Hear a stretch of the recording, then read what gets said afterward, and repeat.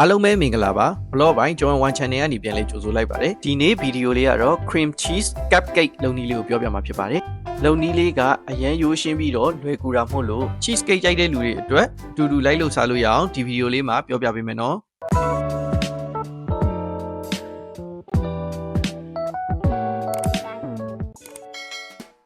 ပါဝင်ပစ္စည်းတွေကတော့ကိတ်သားလုပ်ဖို့အတွက်က cream cheese 300g တကြား 100g ကြက်ဥ2လုံး vanilla extract 1 teaspoon တံမြာရည်1 tablespoon ဘတ်စုံ3ကျုံ 14g နဲ့ဒိန်ချင်း 185g တို့ဖြစ်ပါတယ်ကိတ်ရဲ့အောက်သားလုပ်ဖို့အတွက်က biscuit 150g တကြား1 tablespoon နဲ့ထောပဲ 60g တို့ဖြစ်ပါတယ်ပထမဆုံးကိတ်အောက်ခံကိုစလုပ်ပါမယ် biscuit 150g ကို blender နဲ့ညှက်နေအောင်ကြိတ်ပါမယ်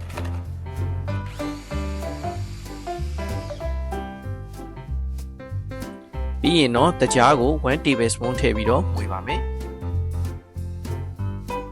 အရေးဖြော်ထားတဲ့ထောပတ် 60g ကိုထည့်ပါမယ်ထည့်ပြီးရင်တော့အကုန်လုံးတမသွားအောင်မွေရပါမယ်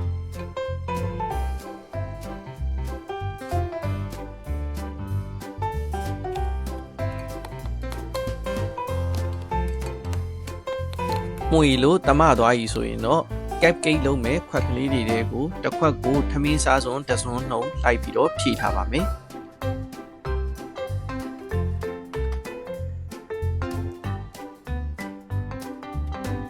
ပြီးရင်တော့မျက်နှာပြင်လေးညီပြီးတော့ပြားသွားအောင်လို့ဇွန်းဖင်နဲ့လိုက်ပြီးတော့ဖိထားပါမယ်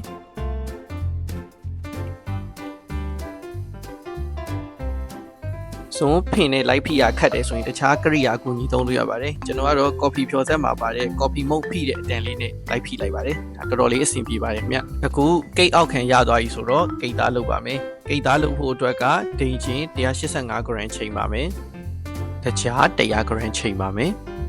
ပြီးရင်တော့ cream cheese 300g ကိုမှွေမဲ့စလုံးလေးကိုထည့်ပါမယ် cream cheese က ready made cream cheese ကိုဝယ်သုံးလို့ရတယ်လို့ကိုဘကိုလုပ်တဲ့ cream cheese ကိုလည်းသုံးလို့ရပါတယ် cream cheese လုပ်နည်းဗီဒီယိုလေးကိုတော့နောက်တစ်ပတ်မှာ channel မှာတင်ပေးသွားပါမယ်ခင်ဗျာပြီးရင်တော့ cream cheese ကိုအနှစ်ပုံစံမျိုးလေးဖြစ်သွားအောင် hand mixer နဲ့ပွေလိုက်ပါမယ်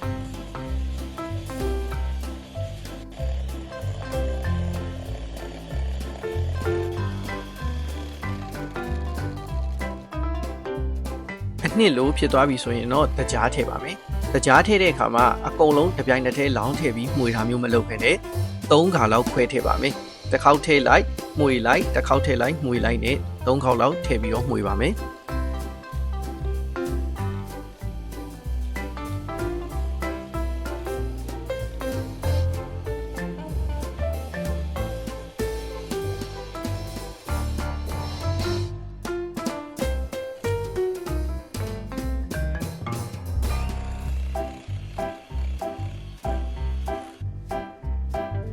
တမအောင်မှွေပြီးပြီဆိုလို့ရှိရင်တော့ဒိန်ကျင်ထည့်ပြီးတော့နှံ့သွားအောင်တစ်ခေါက်ထပ်မှွေပါမယ်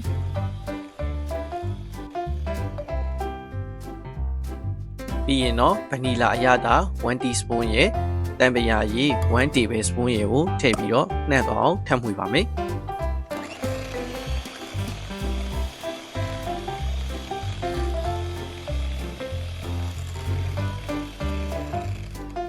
နှံ့သွားပြီဆိုရင်တော့ကြက်ဥ2လုံးရယ်ဘတ်စုံ3ကျုံ 14g ရေကိုထည့်ပြီးတော့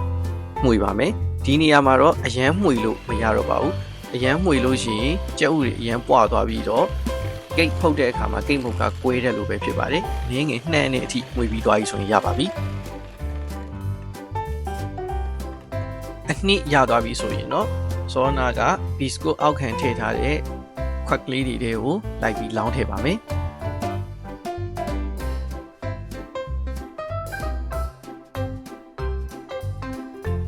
ပြီးရင်တော့လေထွက်သွားအောင်လို့ဘန်းကိုနည်းငယ်ခောက်ချပေးပါမယ်အခုဆိုရင်တော့မုတ်ဖုတ်ဖို့ ready ဖြစ်ပါပြီအဲဒီတော့အပူချိန်160ကနေ